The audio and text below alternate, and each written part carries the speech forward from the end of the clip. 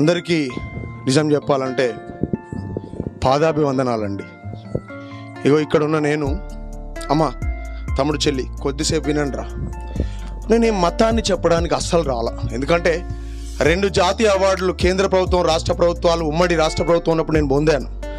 ఎందుకు పొందానంటే మతాలు స్థాపించే బోధ మా దగ్గర లేదు. కానీ గుండెను ఏది తాకి బాగు చేసి ఒక మనిషిగా మార్చిందో అదే నేను చెప్తా. నా పక్కునోడు తలకాయ నొప్పిలేస్తుంటే ఏ గోలి వాడినప్పుడు వెంటనే ఉరికొచ్చి చెప్తాడు. అది చెప్పకుంటే పక్కున్నోని బాధ పోదు. అట్లనే ఇంత దూరం ఎందుకు వచ్చినాం తల్లి, అన్న, అక్క, అయ్యా, ఎవరో పైసలు ఇస్తే వచ్చిన యాత్ర కాదు ఇది. నిన్న కరీంనగర్ జిల్లా అడవిలో ఉన్నాం.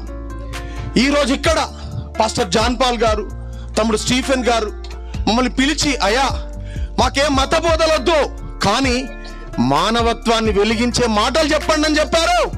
మేము మహనీయులమని చెప్పడానికి రాలేదు, సాధారణ మనుషులమే. కానీ నా జీవితంలో ఒక జరిగిన సంఘటన నన్ను వెలిగించిందమ్మా. అదేంటంటే, నేను వరంగల్ జిల్లాలో నక్సలైట్లను తయారు చేసే గ్రామంలో గీసుకొండ అనే మండలంలో పుట్టాను. అమ్మ నాన్న ఎవరంటే దొరోని చెప్పుల కింద వాని చెప్పులు మా అమ్మ నాన్న తలకాయ మీద పెట్టుకోడు అన్నట్టు. ఇంకా దొరోనిగాడు అక్కడే ఉంది. అమ్మ నాన్నకు బట్టలు కూడా సరిగా ఉండేది కాదు. తెలంగాణ భాషలో చెప్పాలంటే బుడ్డగోసి అనేవాళ్ళు. అంటే సరిగా బట్టలు తొడుక్కోవడానికి లేదు. అలాంటి పేద స్థితిలో ఉన్న అమ్మకు 9 ఏళ్ళప్పుడు, నాన్నకు 12 ఏళ్ళప్పుడు పెళ్ళయింది. పెళ్ళయి వాళ్ళకు 40 ఏళ్ళ వయసు వచ్చింది, పిల్లలు కాలే. ఊరోళ్ళందరూ మామూలోళ్ళా, వీళ్ళను ఊళ్ళో బతకని అద్దు, పిల్లలు కానందుకని రాళ్లతో కట్టెలతో కొట్టి ఊరు అంతా తరిమేసిండ్రు. ఎటు పోవాలో తెలియక అమ్మా నాన్న మర్రి చెట్టు కింద కుండ పొయ్యి పెట్టుకొని బతుకుతూ ఉన్నారు. కొన్ని రోజుల తర్వాత అమ్మ గర్భం దాల్చింది. అప్పుడు ఆ గర్భం వచ్చిన సంగతిని ఊరు పెద్దకు చెప్తే, రావయ్య బాబు, మీరిప్పుడు నీ భార్య గర్భవతి కాబట్టి ఊళ్ళో ఉండొచ్చు అన్నాడు. ఆ ఊళ్ళో ఉన్నది. అమ్మ కొన్ని రోజులకు ఒక కుమారుని కన్నది. ఆ కుమారుని అల్లారు ముద్దుగా పెంచుకున్నది. పెంచుకొని వాడికి చదువులు, పండిత్యం నేర్పాలా, ఒక మంచి భక్తుని చేయాలా అని ఒక పూజారికి అప్పగించింది. ఆ పూజారి మనిషిని మనిషిగా చూడలేదు. తన కాళ్ళతోని మా అన్న చేతులు దొక్కటోడంట. తన కాళ్ళతోని అన్న తలకాయ మీద నిలబడటోడు. అయ్యా, నా కొడుకు చస్తాడు అంటే, ఏం చావడు, సచ్చినా స్వర్గమే పోతాడు అని చాలా బాధ పెట్టిండంట. అప్పుడు అన్న 3 ఏళ్ళలోనప్పుడైతే 6 ఏళ్ళ వయసుకు వచ్చే వరకు కూడా ఏమీ అబ్బలేదు. పాండిత్యం అబ్బలేదు, పాటలు రాలేదు, కీర్తనలు రాలేదు. అప్పుడు ఆ పూజారి వీనికి ఏం రాదని ఎడమ కాలుతాను ఒక్క తన్నుదంతే ఆయన గేట్ అవతల అన్నబడ్డాడు. ఇక జీవితంలో అటు చూడొద్దాడు మా అన్న. కథం మా అన్నను మా అమ్మ ఏం చేసింది, ఇప్పుడు పనికి రాడట అని మా అమ్మమ్మ ఊరుకు 3 కిలోమీటర్ల దూరం ఉంటుంది గీసుకొండ అని, మీరు గూగుల్లో కొడితే దొరుకుతుంది. ఆ ఊరికి వెళ్ళిపోయి అన్న చదువుకుంటాడు. అన్న పుట్టిన 10 ఏళ్ళకు నేను పుట్టాను. 10 ఏళ్ళ తర్వాత నా పేరు రాంబాబు అని మా అన్న పేరు రామదాసు, నా పేరు రాంబాబు అని మా అమ్మ నాన్న పెట్టుకున్నారు. నన్ను ఒక మంచి భక్తుని చేయాలనుకున్నది అమ్మ. మళ్ళీ అదే పూజారి కొడుకు దగ్గరికి పంపింది. నన్ను 3 ఏళ్ళప్పుడు వేస్తే 6 ఏళ్ళ వయసు వచ్చే వరకు శ్లోకాలు, కీర్తనలు, వేదాలు, ఉపనిషత్తులు అన్నీ పంపినాయి. చిన్నప్పుడే మా ఊరోళ్ళు తీసుకుపోయి రేడియో స్టేషన్లో పాటలు పాడిస్తాను అన్నట్టు. ఇక చిన్న పూజారిలాగా మారిపోయినా. నన్ను చూసి అందరూ రాంబంటు రాంబంటు అని పిలిచేవాళ్ళు. పాపం మంచోళ్ళు మా గ్రామస్తులు. కానీ తినడానికి తిండి లేదు. పూరి గుడిసె కూడా చక్కగా లేదు. వర్షం వస్తే రాత్రంతా ఉరిస్తే అమ్మ నన్ను, నా పుస్తకాలను తన ఒళ్ళో పెట్టుకొని నా మీద బేషన బోర్లించి ఆమె మాత్రం తడుచుకుంటా రాత్రంతా ఉండేది. ఏ ఒక్కరు ఇళ్ళకు రానిచ్చే వాళ్ళు కాదమ్మ తల్లి. అమ్మ కాళ్ళన్నీ తడిసిపోయి తెల్లగా మారిపోయేది. అమ్మ కాళ్ళు చేతులు గజగజ వణికేది. ఎందుకంటే గుడిసే సరిగా లేదు, తినడానికి అన్నం లేదు. ఒక దగ్గరికి పోతే ఆకలి అవుతుంది అని అంటే ఆ దొరోడు పేపర్లో అన్నం వేసి ఆ పెంట దుబ్బలో పడి తినురా అంటే ఆకలికి తింటూ ఉంటే ఆ పేపరు అన్నం కలిసిపోయి నోట్లో పెట్టుకున్నా. అయినా మంచిదే అనుకున్నా. అంటే అంత ఆకలికి అలమటించే కుటుంబం, పేద కుటుంబం. అప్పుడు ఏం జరిగిందంటే, ఇక అట్లా బతుకుతూ పాటలు పాడితే కొన్ని పైసలు ఇచ్చేవారు అన్నట్టు. ఇక అట్లా తిరుగుతున్న క్రమంలో ఏం జరిగిందంటే, మా ఊళ్ళో ఒక అమ్మ, ఈ కేతపల్లి నుండి, మీ నల్గొండ జిల్లా కేతపల్లి నుండి ఒక తల్లి వచ్చి మా ఊళ్ళో ఒక మంచి పాఠశాల కట్టి ప్రజలందరూ అజ్ఞానంతో కొట్టుమిట్టాడుతున్నారు, వీళ్ళకు ఒక మేలు చేయాలని పిల్లలు ఎవరైనా ఉన్నారా అమ్మ మా స్కూల్లో ఉచితంగా విద్య నేర్పుతామంటే ఎవడు దొరుకుతలేడు. ఎందుకంటే ఆ పిల్లలందరికీ ఈ రాంబాబు అనేటోడే ఆ పిల్లలందరికీ భజన పాటలు నేర్పించుకుంటూ ఆ చెట్టు కింద డ్యాన్స్లు వేయిస్తున్నా. ఆ తెల్ల బట్టలు వేసుకొని ఆమె కనపడే వరకు మేము పోరగాళ్ళం అందరం ఏమనుకున్నామంటే మన ఊరుకు తెల్లదయం వచ్చిందిరో అనుకొని ఆమెకు దగ్గరికే పోతలేం. ఆమె పేరు తెల్లదయం అని పెట్టినాం. కానీ నిజంగా ఆమె తెల్లదయం కాదమ్మా. ఆమె మమ్మల్ని పట్టుకొని మా బతుకులు మార్చడానికి ఎంతో ప్రయత్నం చేస్తే దొరకలే. ఒకరోజు మా సర్పంచ్ అన్నాడు, ఆ కర్రోడు అంటే నేనే, ఆ కర్రోని ఒక్కని పట్టుకో పిల్లగాన్ని, వాడిని పట్టుకుంటే ఊరు పోరగాళ్ళందరూ నీ స్కూల్కి వస్తారంటే ఆమె నానా ప్రయత్నాలు చేసి నా వెనుక నుండి వచ్చి పట్టుకున్నది. అప్పటికి నా లాగుకు వెనుక లైట్లు మీకు అందరికీ తెలుసు, అంటే చినిగిపోయి ఉండేది. అంగి అంతా చీముడు మొక్కుతో. ఇట్లాంటి తెల్ల బట్టల తల్లొచ్చి నన్ను దొరకబట్టి నాకు స్నానం చేయించి నాకు బట్టలేసి ఏడుస్తుంటే కన్నీళ్లు తుడిస్తే అమ్మను మర్చిపోయినా, నాన్నను మర్చిపోయినా. ఆ పేదరికంలో ఆమె మంచిగా అన్నం వండి నా ఆకలి డొక్క లోపలికి పోతుంటే 2 బుక్కలు పెట్టి నేను నీకున్నరా అన్నప్పుడు ఆమెను ఎన్ని దుర్భాషలాడి తిట్టాను. కానీ ఆ తల్లి అక్కడి నుండి కదలబుద్దవుతలేదు నాకు. ఆమె క్యాంపస్లో చక్కగా స్కూల్ కట్టింది. ఆమె ఏమన్నదో తెలుసా, బిడ్డ అందరికీ 10 రూపాయలు నెలకు నేను ఫీజు తీసుకుంటా, నీకు 1 పైసా తీసుకొని చదువుకో బిడ్డ అన్నది. అప్పుడు మా అమ్మమ్మ నాన్న ఫీజు కట్టలేరు కాబట్టి నన్ను పుణ్యానికే తీసుకున్నది. ఊర్లో ఉన్న 250 మంది పిల్లల్ని డబ్బులకు తీసుకున్నది.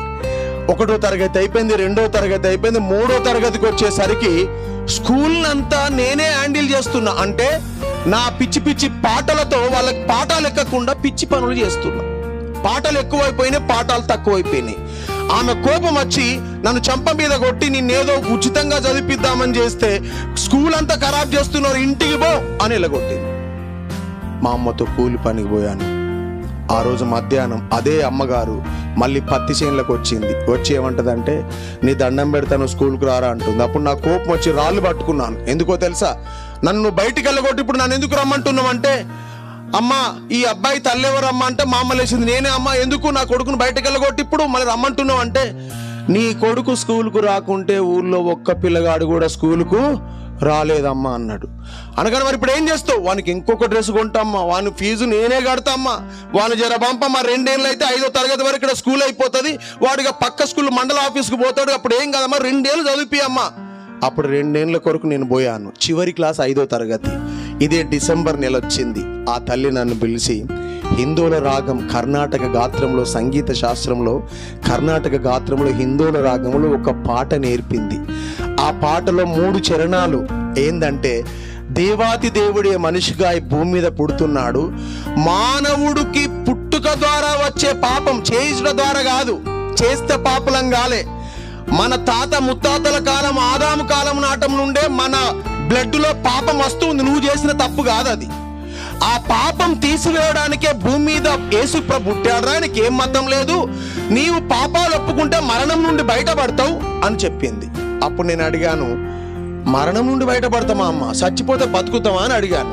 ఖచ్చితంగా బతుకుతావు అన్నది కానీ నాకు నమ్మబుద్ధి కాలే. అప్పుడు నేను అన్నాను, మా నాన్నమ్మ అప్పుడు చనిపోయింది, మరి మా నాన్నమ్మని లేపుతాడా మీ దేవుడు అన్నాను. ఒరే మా దేవుడు మీ దేవుడు కాదురా, ప్రపంచానికి అంతా ఒక్కటే దేవుడు ఉంటాడే, నువ్వు అంత అబద్ధం చెప్తున్నావు, చెప్పకని కోప్పడితే, ఆయన పాట నేర్చుకుంటే నాకేమి ఇస్తావు అంటే గిఫ్ట్ ఇస్తా అన్నది. ఆ పాట నేర్చుకొని ఇలాంటి ప్రీ క్రిస్మస్ లో పాట పాడాను. మంచి బహుమతి తీసుకొచ్చి ఇచ్చింది, నన్ను ఎంతగానో గౌరవించింది. కథం 5వ తరగతి అయిపోయింది. ఆ స్కూల్కి బాయ్ బాయ్ చెప్పాను. మండల్ స్కూల్కి వెళ్తున్నా, జెడ్పీఎస్ఎస్ స్కూల్కి. 6వ క్లాస్కి వెళ్ళాను, 7వ క్లాస్కి వెళ్ళాను. 7వ తరగతిలో ఆగస్టు నెల బాగా వర్షాలు పడుతున్నాయి. మంచిగినండి తల్లి, బాగా వర్షాలు పడుతుంటే మా ఊళ్ళో, మీ ఊళ్ళో కరెంటు ఫోన్లు ఉన్నాయి, మా ఊళ్ళో కరెంటు ఫోన్లు లేవు. అప్పుడు వాటి కట్టెలు పెట్టి 3 ఫేస్ వైర్లు గుంజిండ్రు. ఆ రాత్రి వర్షాలకు కరెంటు స్తంభాలన్నీ కూలిపోయినాయి.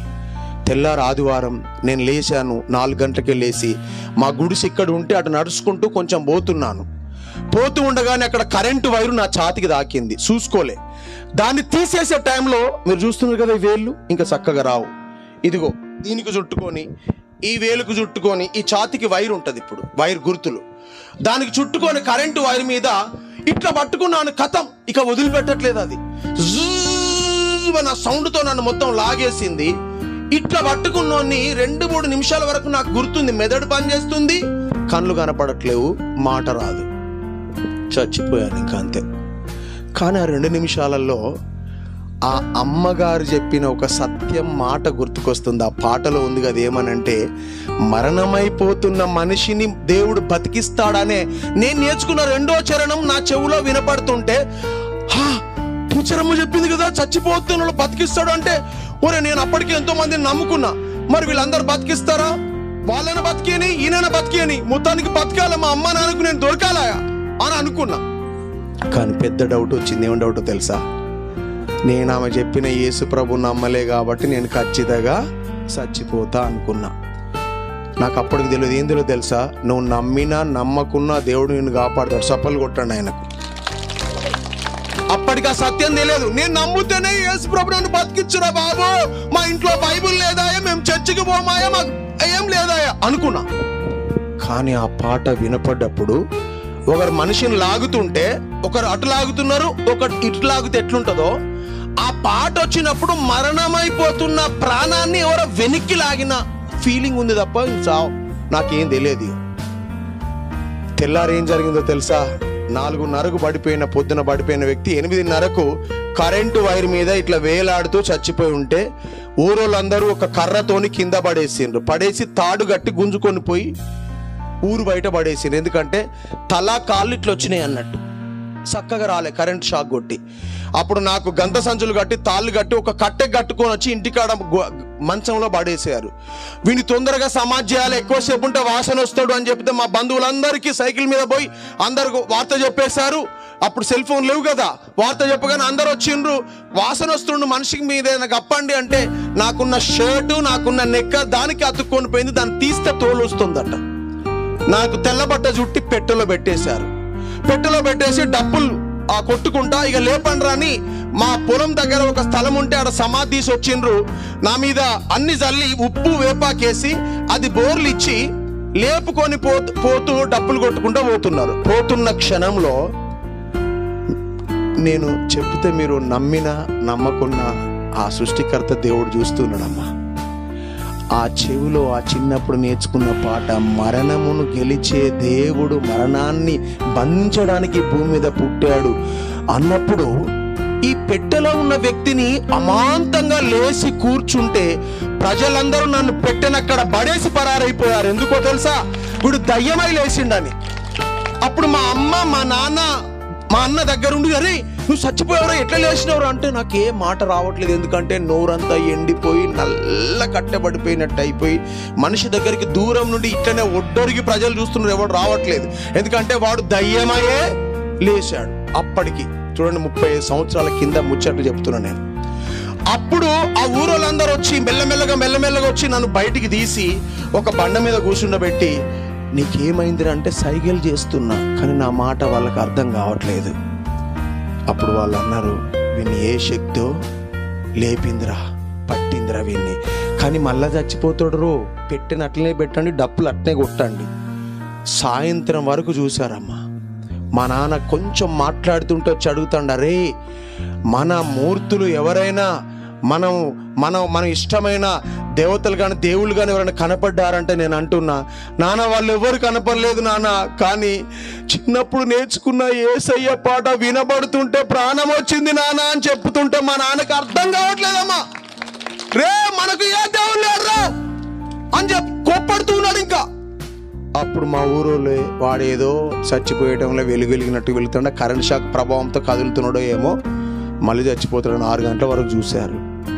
చావలేదు. మెల్లమెల్లగా లేపి నడిపించడం స్టార్ట్ చేశారు. నడిపించి మరి సాయంత్రం వరకు అవుతుంది, చావలేదు. ఊరోళ్ళందరికీ తలకాయలు పట్టుకున్నారు. ఏమని? ఆడ తీసిన సమాధిని ఏం చేయాలా, ఈడ పెట్టెబెట్టిన ఏం చేయాలా, కాబట్టి వీడు ఇట్లనే బతికితే ఊరికి అరిష్టం అవుతుంది. తెరిచిన సమాధి రోజుకొక నారం అడుగుతుంది, ఈ పెట్టెను ఖాళీ పెట్టెను ఎవరు తీసుకుపోతాడు అని అంటే మా ఊరు పూజారి వచ్చి ఒక సమస్యకు పరిష్కారం చేశాడు. ఏమన్నాడంటే, అమ్మ బతికిండు కదా, సరే చూద్దాం ఎన్ని రోజులు బతుకుతాడో. ఇప్పుడైతే నాకు తెలిసిన విద్య మీకు చెప్తున్నా, ఆ చచ్చిపోయి బతికినోని మీదికెళ్ళి మీ ఇంట్లో ఉన్న ఒక కోడి పెట్టెను 3 రౌండ్లు తిప్పి, ఆ సమాధి పెట్టె మీదకి వెళ్ళి 3 రౌండ్లు తిప్పి దాన్ని కోసి దాంట్లో పడేసి దాన్ని ఊరేగించుకుంటూ తీసుకుపోండి అని అన్నారు. అప్పుడు నన్ను ఆడనే కూర్చునబెట్టారు. పెట్టెలో ఆ కోన్ని కోసి దాన్ని తీసుకుంటూ పోయి సమాధి చేశారు. ఇప్పటి వరకు యేసయ్య నన్ను సజీవంగానే పెట్టాడమ్మా. ఇంతవరకు నేను చావలేదు. కానీ ఒక్క సంగతి చెప్పి నేను ముగిస్తా అమ్మా. ఏంటిదో తెలుసా? నన్ను యేసు ప్రభే లేపిండని 1 నెల 2 నెలల వరకు మొత్తం ఊరందరికి తెలిసిపోయింది. కానీ నాకే తెలియలే. ఎందుకు తెలియలేదంటే ఆయన నన్ను ఎట్లా లేపుతాడు, ఆ దేవుడు మా దేవుడా అనుకున్నా. నేనేం మతం మార్చుకోలే. కానీ 9వ తరగతిలో నేను ఇలాంటి ఒక మీటింగ్ పోతే అక్కడున్న దైవజనుడు చెప్తున్నాడు ఏమనంటే, పాతాళపు అగాధములో నుండి నిన్ను దేవుడు పైకి లేపాడు, మరణము నుండి కాపాడాడు. అంటే ఆయన నా పేరు చెప్తలేడు, వాక్యంలో చెప్తానన్నట్టు. మన పాతాళపు బతుకులకు ప్రాణం పోసాడు రా అంటే మా వంతో చెప్తున్నా, నన్ను తీసుకుపోయిన వంతు, అరే నేను క్రిస్టియన్ కాదు, నేనేం మతం మార్చుకోలే, మీ దేవుడేమో నా గురించి చెప్తుండేంద్రా అని అంటున్నా. అంటే రే దేవుడు అందరి గురించి చెప్తాడు రా అన్నాడు. అప్పుడు కాగు ఏదో కథ ఉన్నది, ఇది నా హృదయం లోపలిది వానికి ఎట్లా తెలిసిపోయిందని అందరు పోయినాక పాస్టర్ దగ్గర పోయి, ఓయ్ నేను చచ్చిపోయిన సంగతి నీకు ఎవరు చెప్పిండ్రు అన్న అని అంటే, నీ సంగతి నాకెవడు చెప్పాడు రా, దేవుడు నాకు ఏం మాట చెప్తే నీకు చెప్తానన్నాడు. అవును సార్. అప్పుడు కాళ్ళబేరానికి వచ్చిన. ఏమన్నా అంటే, నిజంగా సార్ చిన్నప్పుడు యేసయ్య గురించి ఒక అమ్మ చెప్పింది, ఆ మాట నేను నమ్మాను. నమ్మటం అంటే ఏంటిదంటే ఏదైతే దేవుని మాట ఉందో దాన్ని విశ్వసించడం, అది జరుగుతుంది అనడమే. అది నమ్మాను సార్, చచ్చిపోతే నేను బతికిన సార్ అని ఇట్లా ఛాతి గట్టిగా పైకెత్తి చెప్తే ఆయన అంటాడు, చచ్చిపోయి బతికితే నీదే ఉందిరా, దానికి పెద్ద ఫోజు కొడతాను ఏంది అంటున్నాడు. అరే ఊరే కోడే కూస్తారు సార్, సమాధిలో పెట్టబడుతున్న నన్ను దేవుడు లేపాడు సార్, లేపితే ఏందిరా మళ్ళా చస్తావు నువ్వు, ఏం బాధ ఉంది, మస్తు మంది లేస్తారు అట్లా అంటాడు అన్నాడు. సార్ యేసు ప్రభు లేపాడు సార్, మీ దేవుడే లేపిండంటే, మా దేవుడు చచ్చిపోతే లేపే దేవుడే కాదురా, నీ పాపాన్ని తీసేస్తే ఇంక నీకు చావు లేదు అని చెప్పాడు. అప్పుడు నేను అడిగాను, చచ్చిపోయి లేచిన దానికంటే పాపం పోతేనే గొప్పనా అన్నాను. ఆయన ఏమో తెలుసా, పిచ్చోడ నీకు అసలు సంగతి తెలియదు, చచ్చిపోయి లేచినా మళ్ళీ చస్తావు, నువ్వు పాపంతో చచ్చిపోతే నరకంలో కాలిపోతావు. ఒక్కసారి నేను పాపిని అని నీ నోటితో ఒప్పుకుంటే నీకు నరకమే లేదు, మళ్ళా చచ్చిపోయినా సావు కాదు అదే. అందుకనే అప్పుడు నాకు గుర్తొచ్చింది, ఆహా మా ఊళ్ళో ఒకరి సమాధి మీద ఏం రాసిందంటే, యేసు ప్రభు నమ్ముకున్న సమాధి మీద ప్రభువు నందు పలాని రోజున నిద్రించింది అని పెట్టారు. అప్పుడు అడిగాను, సార్ యేసు ప్రభు నమ్ముకుంటే సావు కదా సార్ అన్నాను. పిచ్చోడా, యేసు ప్రభు నమ్మి పాపాలు ఒప్పుకొని చనిపోయింది కాబట్టి ఏదో ఒక రోజున యేసయ్య మళ్ళీ వచ్చినప్పుడు ఈమె లేపబడుతుంది, నిద్రపోతుంది అని చెప్పాడు. అది గుండెలో బాగా నాటుకున్నది. నేను కూడా ఈ లోకంలో 100 ఏళ్ళలో 200 ఏళ్ళలో 300 ఏళ్ళలో బతికినా, నా శరీరం ఏదో రోజు మళ్ళీ కరెంట్ షాక్ తర్వాత బతికినా మళ్ళీ చచ్చిపోతా, కానీ నాకు సావే ఉండొద్దంటే నాలో ఉన్న పాపాన్ని నా నోటితో ఎవరు వినపడకున్నా ఆయన దగ్గర మోకాళ్ళు వంచి నేను పాపినయ్యా అంటే పోతుందా అన్న. పోతుంది అనుకుంటే పోతుంది అన్నాడు, పోదనుకుంటే మొత్తం నా చేతిలో పెట్టి ఆయన చేతిలో ఏం లేదంట. మరి నేనేం చేయాలి సార్, నువ్వు నమ్మాలిరా, పోతుందా నువ్వు పోయింది అన్నాడు. అనగానే ఖచ్చితంగా పోతారు, ఏమన్నా రూపం వస్తుందా సార్, వెళ్ళు కనపడతా అంటే, అట్లేం కనపడదురా, నువ్వు నమ్మిది నిజమైతే అదే జరుగుతుంది అనగానే నా పాపాలు ఒప్పుకున్నా. పోయి నవంబర్ 29వ తేదీన 1992 సంవత్సరం నేను 9వ తరగతిలో ఉన్నప్పుడు వెళ్ళి అక్కడ యేసు ప్రభు నామం పేరు మీద, నేనేం మతం మార్చుకోలే కానీ నా పాపాలు ఒప్పుకొని నీటిలో బాప్తిసం తీసుకున్నాను నేను, అంతే. మా ఊరోళ్ళందరూ ఒక్కసారి నా మీద విరగబడి, బిడ్డ బ్రిటిష్ మతం తీసుకొచ్చి అమెరికా మతం తీసుకొచ్చి ఈ ఊరిని ఆగం చేస్తావురా అని అంటే వాళ్ళ కాళ్ళు మొక్కినాయి. ఏమన్నా తెలుసా, అవ్వా మీరు నా తల్లిదండ్రులు, నేను ఇప్పుడు నమ్మగానే పరాయి దేశం అయిపోయినా, లేకపోతే అమెరికా రూపం వచ్చిందా నాకు, తల్లి నీ దండం పెడతా, నేను మీ బిడ్డనే తల్లి, నీ మీ మంచిని కోరుతా, మీ కొరకు ప్రార్థన చేస్తా అంటే కొన్ని రోజుల దాకా రాళ్లతో కొట్టిండ్రు. ఊరు బయటనే ఉండి ఒక కాంగో తీసుకొని చిన్నగా పాటలు రాయడం స్టార్ట్ చేశాను, వాటికి రాగాలు కట్టడం స్టార్ట్ చేశాను. ఇక అప్పుడు మెల్లమెల్లగా ఒక పూజారి కొడుకు వచ్చి నన్ను కొట్టడానికి వచ్చి నేను మాట్లాడుతున్న మాటలు విని, ఒరేయ్ నీ గుడిసె కూడా సరిగా లేదు, ఇంత సంతోషంగా ఎట్లున్నావురా అన్నాడు. అప్పుడు నేనేమన్నా తెలుసా, సార్ ఇక నాకు సంతోషం కాకుండా ఇంకేంటి సార్ అంటే, ఆయన దేన్ని బట్టరా అన్నాడు, ఆస్తా అంతస్తా, నీ పేరా ప్రఖ్యాత, నీ బలమా అంటే, సార్ అదేం కాదు సార్, నాలో ఉన్న పాపాన్ని జస్ట్ నేను ఒప్పుకుంటే నా పాపం అంతా తీసేసినట్టు నా హృదయంలో తేలికగా ఉంది సార్, నిండు మనసుతో ఉన్నా అన్న. ఆయన ఏమన్నా తెలుసా, ఒరే అదే నిజమైతే నాకు కూడా కావాలరా, 24 సంవత్సరాలుగా ₹1,00,000 ఖర్చు పెట్టి నేను ఎక్కడికి పోయినా మనశ్శాంతి దొరుకుతలేదురా, నా కుటుంబం అంతా కోట్ల రూపాయలు ఉన్నా కూడా బతుకంత ఆగమైపోయిందంటే, సార్ సింపుల్ సార్, నీ పాపాన్ని నువ్వే ఒప్పుకో, దేవుడు నీ హృదయంలో గొప్ప సమాధానం ఇస్తాడంటే, నేను మతం మాత్రం మారనన్నా. నువ్వు మారకే బాబు, నాకు మతం ఎక్కడిది, ఇక మారుడు ఎక్కడిది, నాలో ఉన్న మతం ఉన్నదా, కులం ఉన్నదా, నేను మనిషిని అంతే, నా మనసును మార్చుకున్నా అని చెప్తే ఆయన ఏం చేసిండు తెలుసా? అర్ధరాత్రి నాకు ఎవరైతే జాన్ పాల్ అన్న లాంటి ఒక పాస్టర్నుడు హన్మకొండ నుండి ఆయన డాక్టర్ అయినా ఆయన పిలిపిరా అన్నాడు. అప్పుడు ఆయనకు ఆ రింగ్ నంబర్ ఫోన్ కొట్టి ఆయన వచ్చేసిండు. బాప్తిసం తీసుకొని దేవుని బిడ్డగా మారాడు. మా ఊరు సర్పంచ్ అయ్యాడు. దేవునికి మహిమ కలుగును గాక. మా ఊరు సర్పంచ్ అయ్యి దేవుని బిడ్డగా ఉండి, ఎవరికి మీ కులము తక్కువది లేదా మీ మతం తక్కువది, మీ దేవుడు కరెక్ట్ కాదు, మా దేవుడు కరెక్ట్ అని ఎప్పుడు చెప్పలేదు మా సర్పంచ్ గారు. అందరిని గౌరవించాడు. ఎందుకంటే నిజ దేవుణ్ణి కలిగిన బిడ్డ ఎవరిని అగౌరవపరచడు.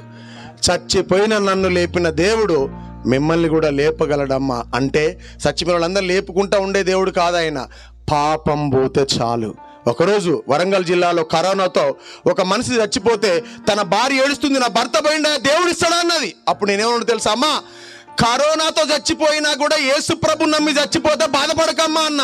యేసు ప్రభు నమ్మి చచ్చిపోతే ఏం బాధపడొద్దయ్యా, నా మనిషే పోయిండు కదంటే, అమ్మ నేను తీసుకురాలేను, కానీ నువ్వు కూడా యేసు ప్రభు నమ్మి చనిపోతే తప్పకుండా దేవుడు రెండో రకం రాబోతున్నాడు. యేసు ప్రభు నమ్మి చనిపోయిన వారికి ఇక మరణం లేదు, మీరు యుగ యుగాలు కలిసే ఉంటారమ్మా అని చెప్పాను. దేవునికి మహిమ కలుగును గాక. అమ్మా పెద్ద డేంజర్ ఏంటిదంటే, ఆ తమ్ముడు చెప్పినట్టు పాపమే. పాపం ఎట్లా పోతుందంటే, ఏదో రుద్దుకుంటే సబ్బులు రుద్దుకుంటే పోదు.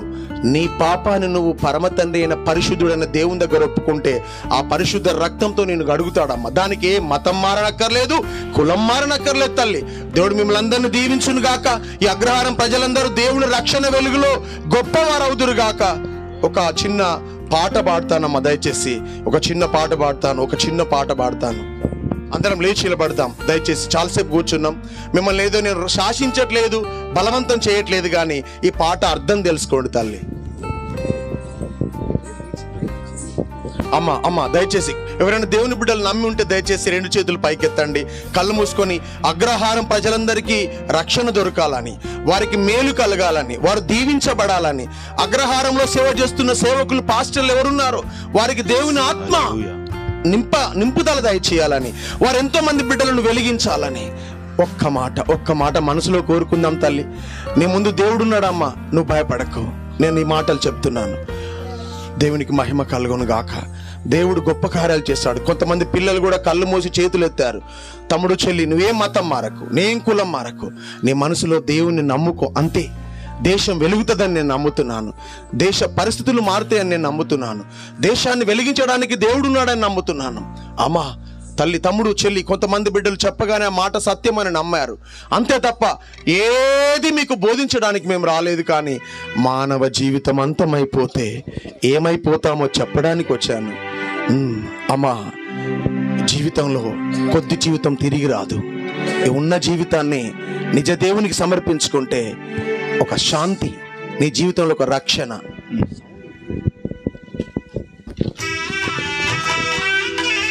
అమ్మ దయచేసి అటు ఇటు తిరగకండి.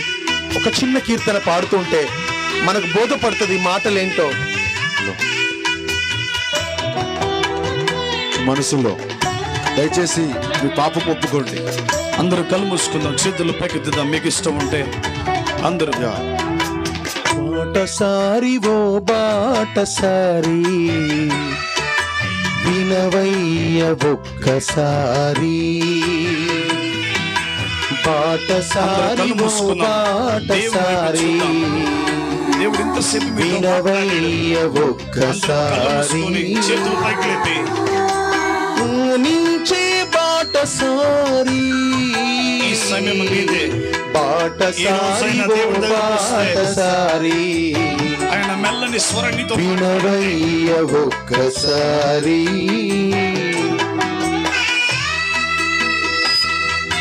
చాలాసార్లు ఎంత చెప్పినా వినకుంటే అది అజ్ఞానం అవుతుంది. ఒకవేళ ఇక్కడ చిన్నోన్నే కావచ్చు, ఏం తెలియనోన్నే కావచ్చు, కానీ సత్యం అయితే చెప్తున్నానమ్మా. సత్యమేవ జగతే, సత్యమే చివరికి గెలుస్తుంది. ఆ సత్యాన్ని నమ్మితే తప్పకుండా నిరంతరం జీవిస్తాం.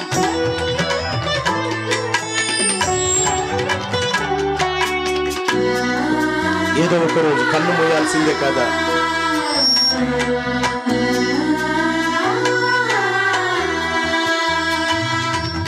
వెండి తాడు విడిపోవును, బావి యొద్ద చక్రం పడిపోవును. వెండి తాడు విడిపోవును, బావి యొద్ద చక్రం పడిపోవును. ఇంతలో కనబడి అంతలో మాయమై, ఇంతలో కనబడి అంతలో మాయమై, నీటి బుడగలాంటిది జీవితం. అవును సోదరా, నీటి బుడగలాంటిది జీవితం. విసిరి వెళ్ళి మరల రాని గాలి వంటిది, విసిరి వెళ్ళి మరల రాని గాలి వంటిది. బాటసారి ఓ బాటసారి, వినవయ్య ఒక్కసారి. దేవుడు నీతో మాట్లాడిండగా నేడే ఆయన దగ్గరకు వస్తే ఇదిగో పరలోక రాజ్యము నీకోసం చూస్తున్నాడు. ఎంతకాలం ఈ లోకంలో ఉన్నా ఒకరోజు ఎంత గొప్పోడు ఆయన విడిచి వెళ్ళాల్సింది నిజమే కదా. కానీ ఎక్కడికి వెళ్తాం?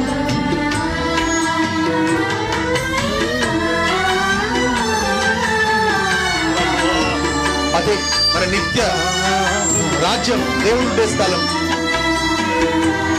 పరదేశులం యాత్రికులం, శాశ్వతం కాదు ఈ దేహం. పరదేశులం యాత్రికులం, శాశ్వతం కాదు ఈ దేశం. మన్నైనది వెనుకటి వలె మన్నైపోవును, మన్నైనది వెనుకటి వలె మన్నైపోవును. ఆత్మదేవుని యొద్దకు చేరును, ఆత్మదేవుని యొద్దకు చేరును. విసిరి వెళ్ళి మరల రాని గాలి వంటిది, విసిరి వెళ్ళి మరల రాని గాలి వంటిది. బాటసారి ఓ బాటసారి, వినవయ్య ఒక్కసారి. నువ్వు నమ్మకున్న ఒకటి మాత్రం సత్యమమ్మా. తల్లి, అన్న, అక్క, మీ పాదాలు మొక్కుతూ చెప్తున్నానమ్మా, యేసు ప్రభు ద్వారా తప్పకుండా మోక్షం ఉన్నదమ్మా. యేసు ప్రభు నమ్ముకుంటే నిత్య జీవం ఉన్నదమ్మా. తప్పకుండా ఆ దేవుడు తప్పకుండా నిన్ను తన రాజ్యానికి తీసుకెళ్తాడు. పాపాన్ని ఒప్పుకుంటే క్షమాపణ ఇస్తాడు.